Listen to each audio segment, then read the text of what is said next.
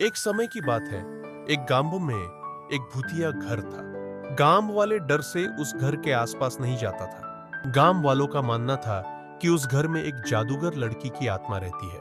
एक दिन गांव के कुछ साहसी बच्चे उस भूतिया घर में जाने का और उस घर में घूमने का फैसला किया। बच्चे जब घर के सामने गए तो देखा सिर्फ खिड़की खुली हुई है और बे सभी उसी खिड़की से अनादर चले गए। बे अंधेरे में घर के अंदर घूम ही रहे थे कि अचानक से खिड़की बंद हो गई। यह देखकर सारे बच्चे डर गए। अचानक से वह लड़की की भूत बच्चों के सामने आई और जोर जोर से हंसने लगी और कहा कि अब तुम सब मेरी बंदी हो, मैं किसी को जिंदा नहीं छोड़ूंगी।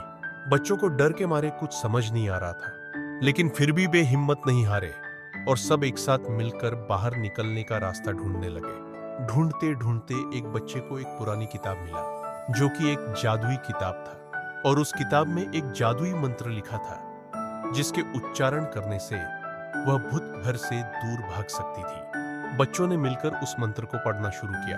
अचानक से एक रोशनी घर के अंदर आई और उस भूत को साथ ले गई। भूत के घर से बाहर जाते ही घर के सारे दरवाजे और खिड़कियां अपने आप खुल गईं और बच्चे दौड़कर बाहर निकल आए। उस दिन से वह घर भूत से आजाद हो गया। गांव वालों ने सारे बच्चों के साहस की तारीफ की और सबको इनाम भी दिया।